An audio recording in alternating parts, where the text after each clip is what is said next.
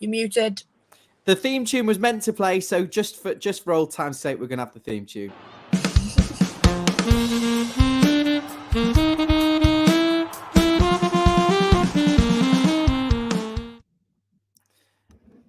Hello, good evening. Welcome to Follow Everton. I'm Ryan, the channel admin. I've got the lovely Amy with me today to talk about all things Everton and football. We know that people have been pandering, or that's not really a good word, waiting desperately for some Everton and football content. So we're here to provide that on this Wednesday evening. First and foremost, Amy, I know you got a bit of a migraine, but I really appreciate you coming on.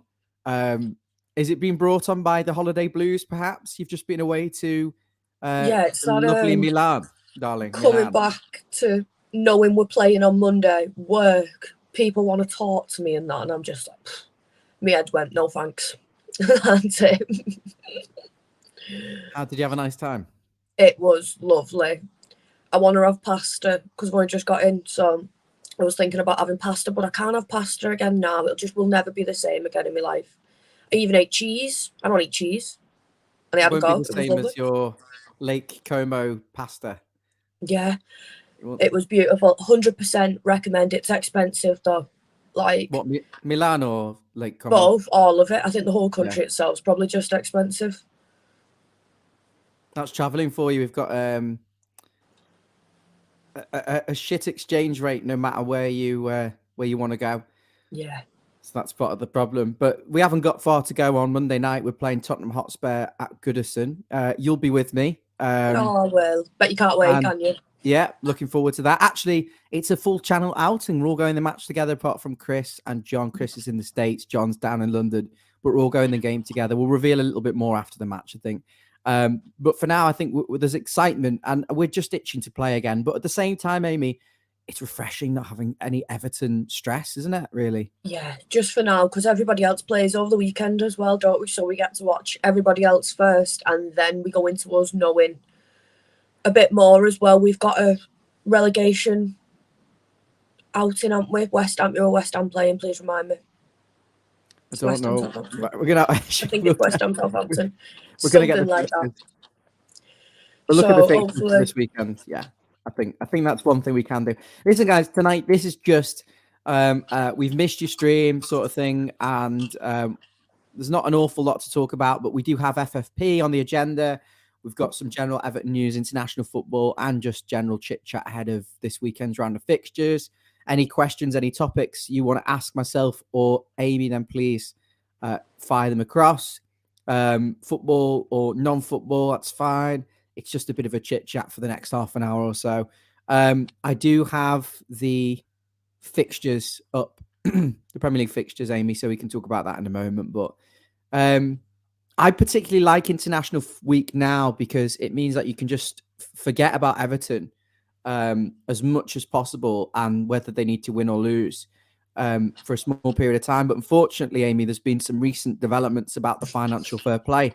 I don't know how much of this you've caught while you've been away, but apparently Everton have been referred to an independent something. I don't really know what it is.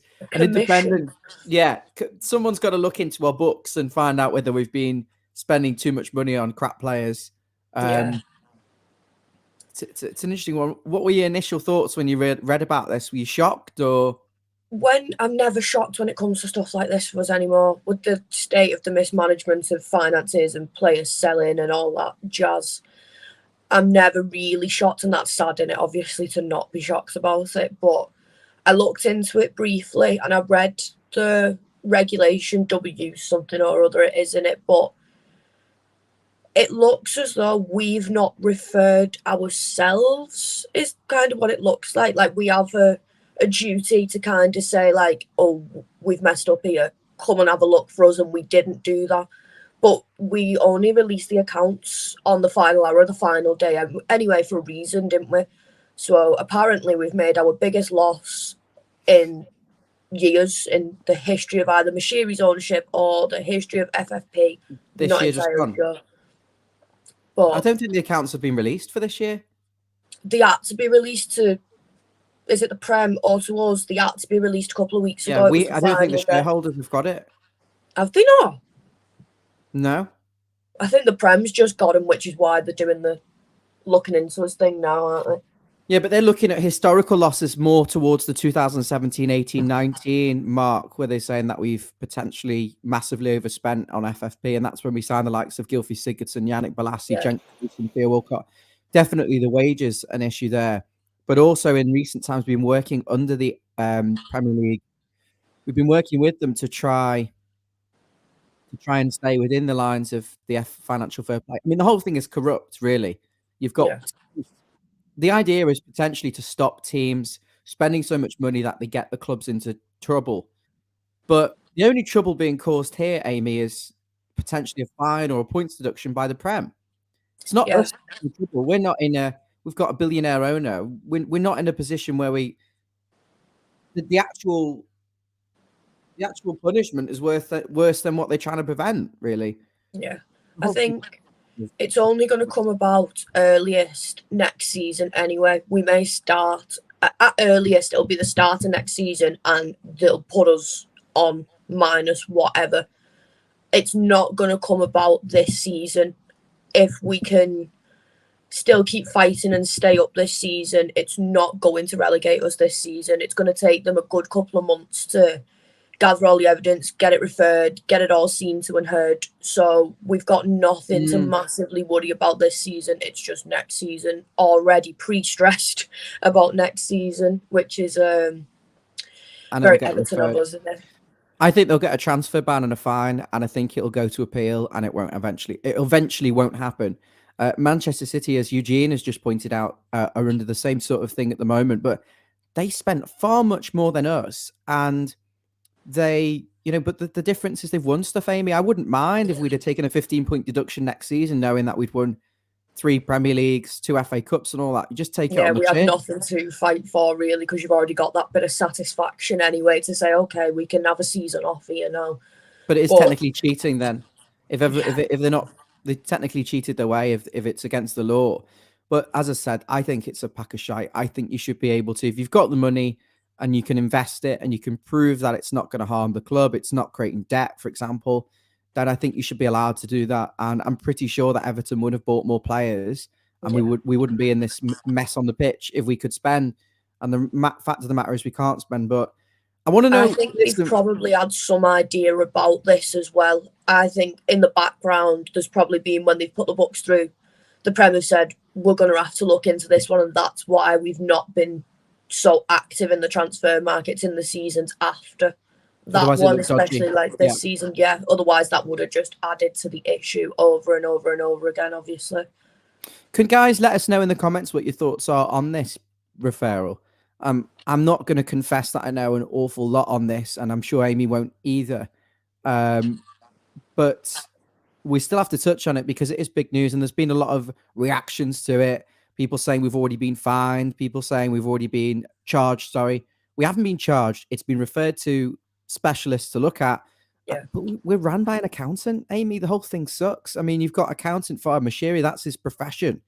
I'm utterly shocked, really, that it's come to this. But I'm not surprised that we've been referred based on how we feel the club has been running in recent times. Keep the comments coming in. Good evening, Joe, Kevin, Tommy, the Blues, Eugene, Pimaka. We've also got Jazz, David, Ryan. Appreciate you all coming on. Paul, Ronnie. If I've missed you out, I do apologize. I think Emma's in there as well somewhere. So yeah, I mean, I really would like to get perhaps Jeff or someone, or Mabsy or someone on to talk about the FFP situation, but I want to know what people think.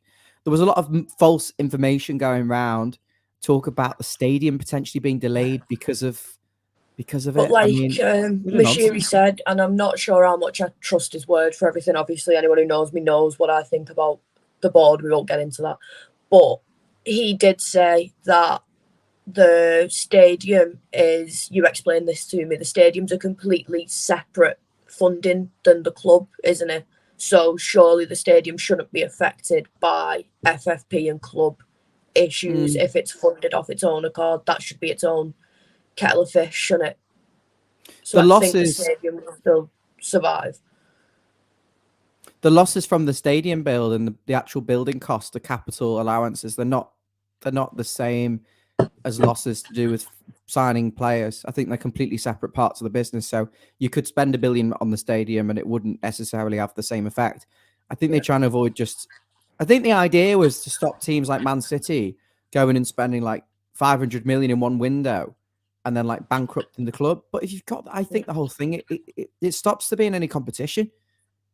If they've got the money, they've got the money, haven't they? Like, I think the biggest issue should be losses. Like, if a club in the Premier League is going to lose so much money that they end up in administration, that's a bigger loss for the league, innit? So obviously, I think that's why we're more in trouble. But with City, with these 100 charges as well, like, surely that's got to be a bigger issue than what ours is. And if they're not really looking at point deductions and being thrown out of the league and all of that stuff, then we shouldn't be. Like Brendan's just said there, never seen anyone get deducted points in the league over FFP, so it probably will just be a ban. It's usually lower leagues in it that tend to do that. Like I know Wigan's just been deducted points because they weren't paying the players, which is probably a whole lot bigger issue than overspending a bit in one transfer window years ago. It's different. It's different. I mean, they're saying that we shouldn't have been able to buy these players. We've broke the rules, potentially buying them, spending money we didn't have. But it's mad. It's like it's all to do with the profit. I mean, the owner's got the money to buy the players. It wants to buy the players, but because the club doesn't generate the turnover, it's a loss. It's absolutely infuriating. And Tommy makes a good point here. I mean, 96% wages to turnover is a joke. I mean, it's still quite high now. Yeah. But this is ridiculous because we've got rid of players, Sigurdsson, Cenk Tosun, Balassi, Fabian Delph. Very expensive wages, but we didn't commission a fee back for them. Obviously, Sigurdsson was released on a free for a specific reason. Tosun, he went for free, didn't he? Or not much at all, basically free in today's market. I'm assuming players like Dele Alli who are out on loan and Gomez and stuff were still paying their wages as well, or were paying a large enough percentage. And Gomez was getting paid a lot of money. Players like Yeremina, he's probably not our highest earner anymore if Pickford's contract's just gone through. Pickford was our second highest earner, but 120 grand a week for Yeremina. These players who are getting paid an extortionate amount of money and aren't bringing in the revenue because they're not winning us anything. Exactly. So they're obviously not worth the money they're getting paid, but none of them are going to take a pay reduction. They're just going to want to get sold. But it's all relative. So what's happened is like we've got rid of James and all these players on 200 grand a week or 150 or 100, even 120 and 100k plus your Tosuns and Delphs. And we've done that to save money, cut the wage bill to try and get that wage to turnover high. But because we've lost money, we've lost the Russian influence with the USM and all that sponsorship. The COVID losses meant that other clubs didn't have money to buy our players because there was skint around the football sort of circles around Europe, etc. So actually, it's relative. We've ended up still with high wages despite getting rid of all these players because our turnovers got lower and lower.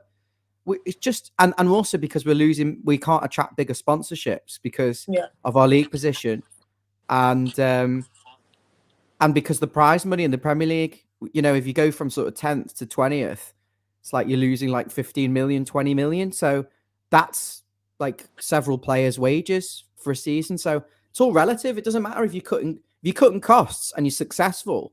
Sorry, if you're cutting costs and you're successful, that's fantastic. But if you're cutting costs and you're slipping down and you attract worse sponsorship deals, worse prize money, then it's all relative. It makes no difference. Yeah. We're just now risking our own existence. I mean, is that a good way of looking at it, perhaps? Is that Probably, yeah. Like, we've obviously, in them years, that was the Kazoo sponsorship, wasn't it? And all the rest of them, I think, did we lose Angry Birds around that time as well? And it was just silly things like that. We start pushing the boat out, looking for other daft sponsors. And I think that's why we've brought in that Mark Darcy suits and the hair transplant people in Turkey and that this year, because we do need to pull those sponsorships back up in order to make money. So I'm dreading to think who we're going to sell the rights to the stadium to at this point for the sake of sponsorships as well. But if it's because of sponsorships and high player wages, then once again, there's only one group of people to blame for that, isn't it, really? Yeah, and the thing is, and we'll be completely frank with you, we're not experts on this. It's all speculation. So we don't really know what the outcome will be. We don't know what the reasons are. We know we've overspent on loads of crap players, basically. And the rules and the corruption and everything around the league is a completely different, it's a completely different topic when you got Chelsea spending 600 million in like 8 months. I'll go to the comments on that and then we'll move on, Amy, because I think really we can sit and talk about it, but we are speculating and we don't, with the nicest respect, we don't have the facts. We haven't got the facts to back it up. We've come on here for a bit of a chit chat and don't want to get too deep and start saying things that we don't know anything about, really. But I'm going to go to Brendan. Brendan says, I see that people think we're going to get a deducted points. I've never seen a team to get deducted points in the league over FFP. Well, has anyone ever broke FFP before, Brendan? Anyone actually been charged with it? And what was the outcome? That's a question for people in the comments. The Blues are saying, I'm not clued up either. Well, that makes 3 of us. To be certain, I'm sure it'd be better for us if Mashiri funded the stadium anyway. I think he doesn't want to put any more money into the club, and I don't really blame him. I think he wants to get rid of us as soon as that stadium's open, so we can say, well, actually, this is how much they cost, and then he's done. He's spent too much money on us and got shit all back for it, basically. We have to employ people who know what they're talking about in jobs. You get a web designer to build your website. You get a musician to sing. You get a pharmacist to handle drugs in the hospital. You get experts in. What we did was we got the chief scout of Leicester to kind of run the entire director of football operations at Everton. Got rid of him, then hired someone competent in Marcel Brands. Probably didn't let him do his job. Overspent on overpaid players. Made a mess of that as well. It's like me getting you a jazz just because I like yous. Like, that was basically what it was. When it was like, oh yeah, I'll have a good chat with Ryan and Jazz on a work day. They can come in and do something mad. I'll make up a role for you too. Exactly. I mean, but you have to have people who know what they're talking about. You have to have the best skilled, the best qualified. And if you don't do that, then it doesn't work. Listen, we could sit honestly and talk for hours and hours about Marcel Brands and Steve Walsh, and was there someone in between as well? Kevin Thelwell now. We could talk about all the mistakes and all the things that's happened and all the mitigating circumstances. We understand that the USM sponsorships cost us massively and COVID's killed it, but also there's so many things to do with it. And I don't think we've got the time really to go into debates about Marcel Brands and signing this player and signing that player. And honestly, it stresses me out so much. Peter saying, I don't agree with the FFP rule. Let's not go on about how FFP isn't fair. It just keeps the big 6 at the top. Let's focus on our idiot board members spending over the limit, causing loss. Emma's saying they can't know the rules that they've got to abide by a lot better than we know what rules they've got to abide by. And if they've not, it is completely an idiotic move, isn't it, basically? They can't fine us heavily.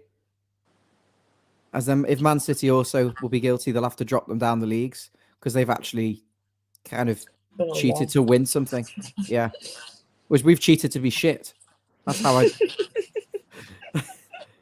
that is a really good analogy. If we get fined, we've cheated to be shit. You can quote me on that. Joe says he thinks it'll be a points deduction. The fines are nothing to likes of City and Newcastle. You can imagine a fine of like 5 million to us. You're naughty boys for spending too much. You've caused too many losses and impacted the club. So we're going to fine you 10 million. Say sorry. It's like telling someone off in real life, innit? Fines, a fine for people with loads of money, it's just like a slap on the wrist. But for people like us, when we don't have much money to give away, a fine is massive. So if they do it in retrospect to the club itself and they look at us and go, they've had it if we fine them, and they just fine us, that's not my problem. Sorry, Farhad, sorted out, mate. And that's about that. Got loads of comments. Loads of people talking about this. Evening, Richo. Some of these comments, Amy, you can start some of these comments as well if there's anything you want to talk about shortly. Should we move on from FFP?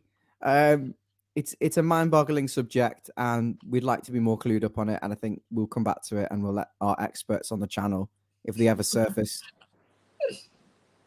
to do a video at some point. That was the death stare for any of our members who have elected not to come on the stream tonight. Okay, so international football. I'll give you the news. Everton's Amadou Onana captained Belgium for 12 minutes against Germany. They won 3-2. Amy, love that. Fantastic, love it. But he's confident. Everybody always has so much to say about him. He's such a young kid. He's coming into this league. He's never played before in his life with all these new players. They're throwing him in a position he's not comfortable in, obviously. He should be playing as a number 6, evidently. That's where he plays for Belgium, and he's done very well. And he's been given the captaincy, and I love that. And if we sell him, I will cry my eyes out. I think there's a proper player in there, and you've just got to give him the right time with the right coach, and he'll do wonders for us. He really will. And I don't want to sell him. At the right time, with the right coach. So anyone slags him off. And then Patterson as well. Patterson, Scotland, beat Spain. Not Spain's 18, that's but the other they one. beat them. Hang on, let's not get ahead of ourselves. Right. Do you think Onana can bring some of that international form back into Everton? He's been a bit poor recently. I think he can. Yeah, and really good for his confidence. Yeah, when you're that age and you get something so huge like that, like that's like being promoted, isn't it, in your job, I suppose, like for us normal people who aren't professional footballers. But first week after a promotion, you go in and you smash it, don't you? And you follow all the rules perfectly and you do really well. And I think it will. I think it'll do a lot for his confidence. And I think so many of them will be so happy for him that it'll be quite a nice time for them all to go back with each other as well. And when you're all happy in that and gelling well, that's when it works, isn't it? Because a lot of these are still in the first season playing for us as well, including players like Garnegay. He's played for us before under completely different managers with pretty much a completely different squad. So they're all in a first kind playing under Lampard on a Monday, and Dice on a Tuesday, Rafa Benitez on a Wednesday. That you could actually remix that for like maybe Seamus Coleman. Yeah, poor Mason Allgate with 12,000 managers in 2 weeks and that. Don't know how he survived. He's not. Don't know, honestly. Thanks for that. I mean, just finally on Onana, the Blues have said he was brilliant against Kimmich, who is world class for Germany. That's good to know. And let's talk about your boyfriend now, Amy. Eugene saying Nathan Patterson is back to business. Played for Scotland. They beat Spain 2-0. I know. In Euro 2024 qualifying. Did anyone watch the game? How did he get on? I mean, he's kept the clean sheet. So, I mean, that's very good. I know Seamus Coleman was on the end of a 1-0 defeat to France. Mbappe. Only 1-0 though to France. Yeah. Apparently it was very close. Mbappe in his pockets kind of memes and that. And I don't know how true that was, obviously. But, like, for him to go out and play against players of that calibre, France have just got to a World Cup final. Like, they absolutely trounced England as far as I'm aware. Not that I have much nice to say about Southgate's England anyway. But, like, for them to go out and play against teams like this and do so well, that makes me a lot more confident about coming back in after the international break, I think. Like, for Seamus Coleman to have run around Mbappe for 90 minutes and they've only put one past him. Brilliant. He was meant to be a little bit injured as well, so I'm surprised that Seamus played, but I believe that he had a good game against France, kept Mbappe fairly quiet, who's obviously a ridiculously, he's arguably the best footballer in the world. So good for him, but yeah, then there's the risk of him playing, 3 games in a sort of a short period. So there is a debate there, isn't there, Amy, ahead of the weekend? Nathan Patterson or Seamus Coleman? Yeah. Coleman's done nothing wrong, but the ceiling of Patterson, you'd say, is quite high. Yeah, if Coleman is a bit, if he's on the edge and he could do with a week off, finally now, bless his soul, he has the chance to have that time off. Even if Patterson plays for 60 minutes and Coleman comes back on for the last 30, no issues. We've just been killed. He's still only just coming back from injury. Don't worry about him. But if he does Seamus have Coleman that at right option back to pick versus between them Tottenham. both. There we go. See, he's going to the very top and he'll be with us for years to come. I agree, Joe. That's what I want from Amadou Onana. Or in the reality, he'll be off to Chelsea in the summer for 45 million and spend his life on their bench. So there was more international football as well. James Garner, he played 90 minutes for the England under-21s. They lost 2-1 to Croatia, but I saw his highlights clip on YouTube, and I thought he did very well. I mean, he's going to be some player as well, and probably not right now. We've not seen much of him because of the injury and stuff like that, but if he's nurtured well enough, he will be brilliant for Everton, at least. Yeah. I have no doubts about that. No injury. Peter says that Patterson looks good going forward, but defensively he looks very vulnerable. I agree. That's what my assessment of Patterson has been so far. And James Garner, I think he needs the minutes, doesn't he? So I'm pleased to see him getting a run out and some competitive football. Unfortunately, he lost. Really, really good news as well that Garner Gay won his narrow 1-0 win against the mighty Mozambique. And next up, they've got, I don't know, Cuba or, I don't know, St. Martin in the in the US Virgin Islands. No, I'm only messing. Yeah, the mighty Mozambique, narrow 1-0 win for Idrissa's team. So Everton players winning their international football. We can't not talk about England. I mean, I know some people go, I don't like England, Tory-ish and all that sort of stuff. I'm still going to talk about it because England, they beat Italy 3-2. No, 3-2. Was it 3-2? They beat Italy. That was the night before I went away. I think that was 2-1. Harry Kane got his 2-1 Rice and Kane. Yeah. Yeah. We have breaking news. Iwobi beat Guinea-Bissau. And he got midfielder of the year in Nigeria. Huge. They love him. Option. I love him. You'd get midfielder of St. Helens women's team. Thanks. And you're getting the best pundit award for the Follow Everton channel tonight. Thank you. Starving off the competition. On Monday, I'm going to be like, Ollie, you shut up. Best pundit of the year award over here. Bring your GoPro. The ladies lost. Ladies drew in the derby. Amy 1-1. Yeah. The controversial. I'm not gonna talk about this for too long because I know you're gonna all leave the stream.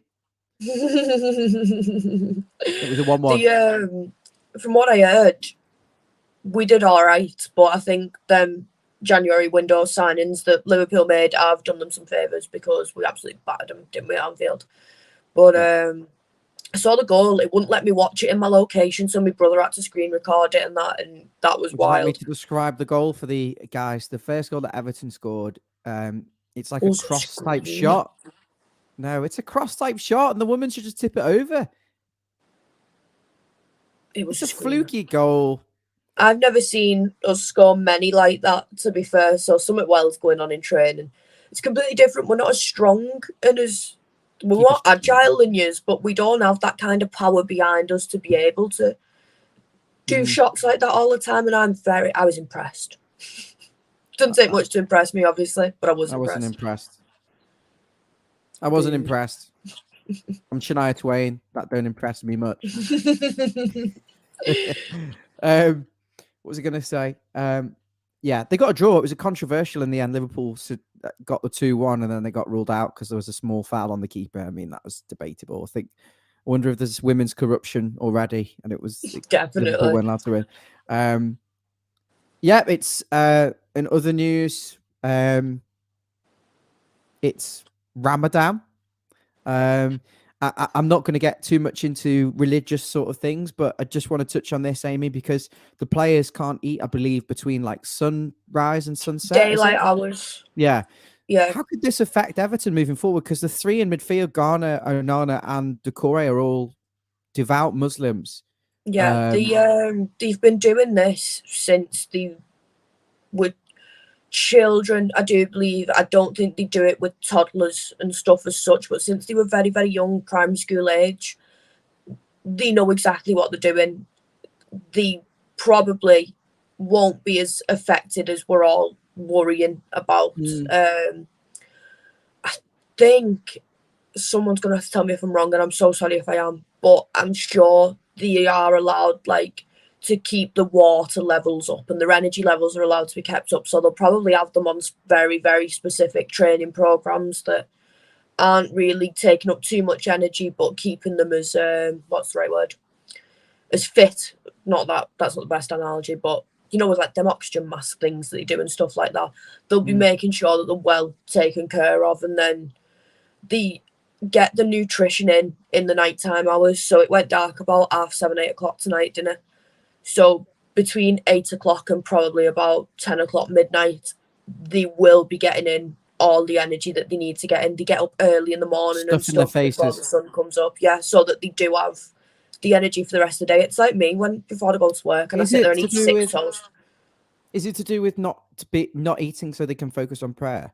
Is that what it is? So you can, it's all of it really. So you can reconnect with the very basis of yourself and your religion and stuff like that. So you just they spend the same amount of time praying, I do believe, as they do every other day anyway. But it's like a reflection period kind of thing. We have something similar, Lent, when you give something up for Lent. Kind of like an extended Lent.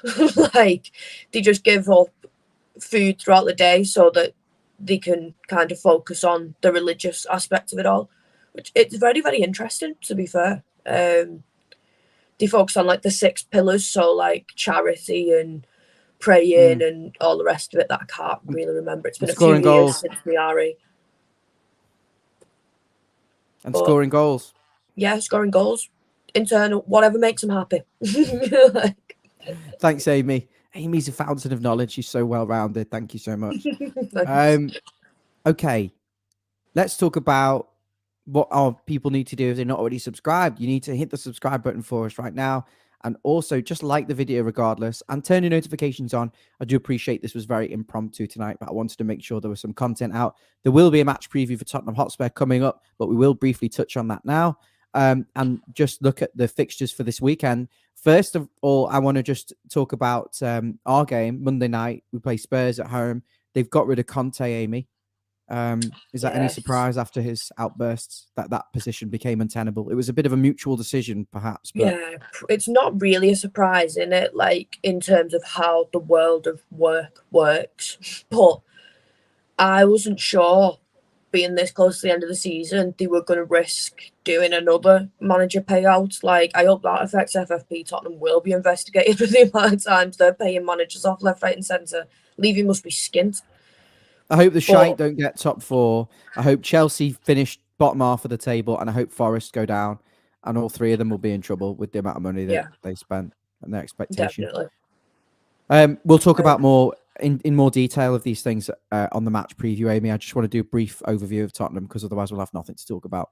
They're not going to really technically have a new manager bounce, though, because they're just going to use Conte's assistant manager anyway. He's managed them once or twice before, anyway, when Conte was in the hospital. I think they won 1 and drew 1. I mean, it just depends how much of a toxic influence Conte was, and whether getting rid of him gives them a boost. They've got some injuries. I think Richarlison's touch and go. Basuma as another. Bentancur is out for the season. Hugo Lloris. We'll find out a little bit more tomorrow. I think Ryan Sessegnon is another at risk. We'll find out more. We don't know what the state of Everton's affairs are. I would assume it's just Andros Townsend out and probably Calvert-Lewin. If I was a betting man, I'd say that he's probably not fit. Yeah, probably not. Probably not. No surprises. Tom Davies did have a lovely break in Milan because he was on my plane on the way home. So hopefully he's raring and ready to go. Oh. My dad said, what was he doing in Italy? Chasing his first touch. And I think that was the best analogy anyone gave me about seeing him. Did you say hello? No. I couldn't tell if it was him. Luke was a bit like, don't go and give him any shit. And I was like, well, what is the point of me going speaking to him then? But he was like we're looking at him and he's looking at us and he was like, do you know when someone's just like, don't fucking talk to me, leave me alone? Like he was probably head down like this with his cap on and that. And I thought, oh, he doesn't want no one to speak to him. So I panicked and didn't say hello. Kevin's coming up with some good comments. We are just going to go to this one from Peter. It's quite funny. He said, I had a Muslim mate who fasted during Ramadan. She bitched and moaned at me for eating Mackies in front of her in the afternoon. So I gave her a friendly gesture. Thank you for that, Peter. It's press conferences tomorrow. I think it'll be 1:30. We'll do a match reaction. Sort of match reaction, not a match reaction. A match preview. I think the match reaction will be done by Chris and hopefully John on Monday night because we'll be unavailable. But I'm looking forward to that. Just ahead of this weekend's round of fixtures, I'll very quickly go through the fixtures. Man City versus Liverpool. Amy, what are you thinking? 12:30. City absolutely batter them. I think because my mate Tommy's a City season ticket holder and he was saying if they don't beat them, that puts 11 points, I'm going to say, between them and Arsenal. So it's Arsenal's league then, he was saying. Yeah. So hopefully, I've not seen much about the Liverpool players being away on their internationals. I don't know who's been where apart from. It's possibly the worst time you'd want that kind of fixture where you want Man City to win.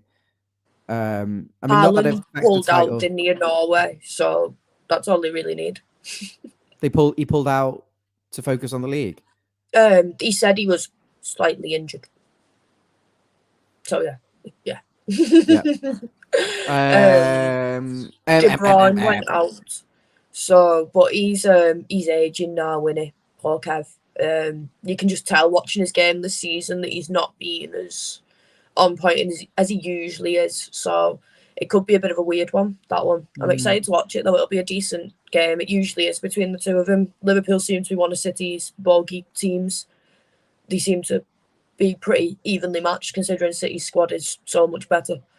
So if I put my bitter blue head on, I would say that I would be annoyed that Man City Liverpool's at 12:30, because you'd want that as the night match where Man City can have some sort of atmosphere. Not that it's amazing there, but I wouldn't want it to be the 12:30 on a Saturday straight after international break. It's possibly the best time for Liverpool and a bad time for Man City, but I think Man City will get the job done.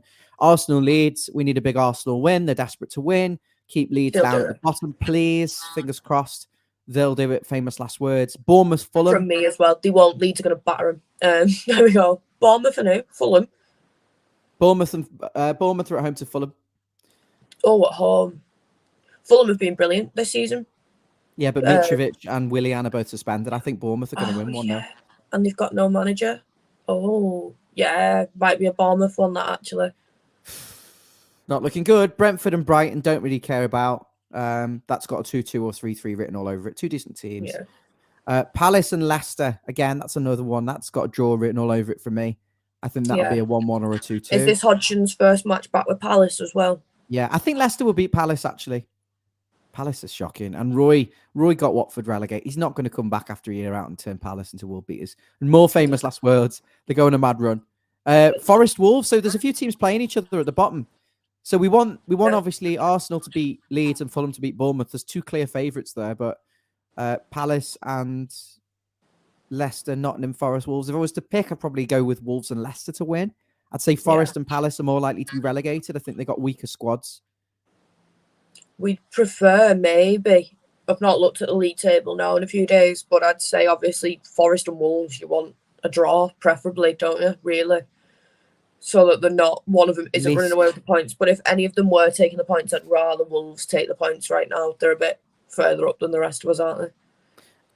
I mean, as Chris has always said, whoever you want to win, you might not want to win next week. So personally, I think it's difficult to say, but my gut feeling is saying that I think Forest and Palace are very, very poor. And I think Leeds, Forest and Palace are going to, and Southampton and Bournemouth are the five that I'm really hoping are going to be in the mess. I hope and I think we could be well out of it. We need a positive result on Monday. We'll talk about that in more detail on the preview. Would you take a point? That sort of thing. Chelsea are playing Villa. Don't give a shit, to be honest. Sorry for my language. That's appalling. I should know better. West Ham and Southampton. It is past 9 o'clock anyway here. If you watch past the watershed. Past the watershed. West Ham and Southampton again. I think if I had to pick, I'd want West Ham to win, but I'm hoping for a draw, I suppose. Yeah, because they're still in the mix. West Ham, they're still in the mix, but yeah, I think for my love for Moisey as well, I just don't really want to see him go from where they were last season with European footy and that to this now. I don't care. He was the man who led my team out for all of my childhood. Yeah, and I just want him to I don't want him to do brilliantly. I just don't want him to do so badly. So I'd rather see Southampton go than West Ham go, I think. At this point, we're desperate, though. And if every team wins their game in hand, Everton are like 19th. So, yeah, really actually. Scary. How many of them still have a game in hand on us? All of them. I believe it's come to this. Absolutely can't believe it's come to this. And then we've got Everton, Spurs, and Newcastle are playing Man United. Don't really care. That'll be a good game, a lot of we've got why do I keep saying I'm like bloody Steven Gerrard. The Everton Waystones. Fuck off. It's done it again. The Everton Waystones. They're selling these granites. And £65 for a little one. I'll spray paint my name on the floor before I pay £65 to him. I'll tell you that for free. I was fuming when I saw that. Never mind £200 for a big one. I think it's all right, Amy. I think you've got to have some price. Otherwise, you have everyone getting them, and they need to create some sort of profit and demand. And if everyone can get one, I think it's really. I think there's something for everyone £65 is 10% of my monthly wage. That's why I'm pulling my face over it. That's a food shop. That's my lecky bill for the week. Like that's why we only asked you for. That's why we've got the channel flag, which it wasn't my idea, but everyone said to chip in, and I've had the £99 leave my bank, and I've had £30. No, Amy, I said that you were not to pay, but I realised that actually it's not you can't police this thing. You can't. You don't know how people feel. So you might feel compelled to do it to the point where I have to be involved. Yeah, so it's not for me to say. Each, yeah. Well, yeah, but £11 each. It's not for me to say who and who can't donate, but yeah. They all look at me as she's a student, she's skint, and they're not wrong, to be fair. But no, I'll throw you £11, specifically £11. So. I did actually get one as well for myself. I think my brother got one, and Mabsy from the channel got one. So we're all a little part of the stadium. Amy, you sure you don't want to? Why don't you speak to your dad? Well, I spoke to him about it the other day and he just laughed at me. I was like, £65? And he was like, so I'm assuming you're not getting one. And I was like, well, don't take the internet, Mark. Thank you very much. I think you should speak to him again and say, look, please, I want to be on this. And so do you in the history. And I think Amy and Mark, we hate Everton. I think we should do a minute silence for the late Paul O'Grady. Yeah. But we're not going to do a whole minute. That's enough.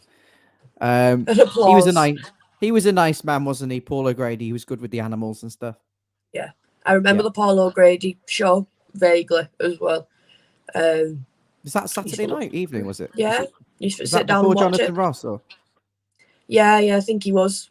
He's just always been there, hasn't he? Like, solidified as far as I was aware. And it was just so out of the blue, wasn't it? Like, bless him. I don't know what side of City he fell on, whether he was a red or a blue. He's from the Wirral, so I'm going to assume neither. Like the Rovers, I don't know, but bless him anyway. I hope he's with Buster. Doubt he had any interest in football, if I'm honest. Lily Savage, yeah. I don't remember that. I'm too young for Miss Lily. I used to think they were two different people, me. Sister of Robbie Savage, former Blackburn player. Absolutely not. Righty. Anything anyone else wants to talk about? Amy, have you got anything bursting on your mind right now before we wrap things up? No, I don't think so, actually. I think we've covered quite a bit there, haven't we? Had a good chat. Nice chat. Chit chat. I go away again a week tomorrow. Bet you're all dead excited to know that. That's interesting, isn't it? Going now so I'm not here for United. £50 a month. Yeah, no, this was courtesy of mum and dad. This was a Christmas present. Thanks, guys. Very nice. Give them a shout out while we're here. Crete. Oh, Greece, lovely. Yeah. They've told me I need to take Euros, though. It's all inclusive. Taking no Euros? Say that? No way. Very nice. And finally, we'd just like to extend our congratulations to Duncan Ferguson picking up his first win as manager of Forest Green Rovers. I'm sure they're probably not going to survive, are they, this season? But it's a good enough foundation for him to start on. Gives him a bit more leniency anyway, doesn't it, I suppose? It shows that he can do it, but he needs time. And the squad is shit there, so he needs time. People are saying FFP is a contradiction in term. Eugene's saying he was a red. You'll say about the new Everton Stadium. It's going well. They've put the last of the roof truss things up. Yeah, one at Cranes has come down, hasn't it? So I'm never going to know where it is now when I go past that train. I just look out for the Cranes. That's how I know. I'm like, that could be it there. But it is going very well, innit? I'm not happy with this potentially moving us in the middle of a season. I don't mind them moving the offices over and letting the players get acquainted with it, but no way are they moving me in the middle of a season. I need like mental preparation time to get over there. I need to plan out my new route, how to get there and stuff. They can't just do that to me on a random Monday night. Very funny. Amy, brilliant as always. Lovely friend, lovely chat. I'm going to call it the AM show. I do apologise for that tonight. It's like I've got bloody Tourette's. Right. Goodbye. Like and subscribe. Subscribe if you're new. Like the video always. Hit the notification bell if you're already subscribed. And we'll be back for a match preview either tomorrow, Friday, Saturday. I'll let you know. I'll keep you posted on Twitter. So make sure you're following the admin account, which is @FollowEverton. It could be tomorrow.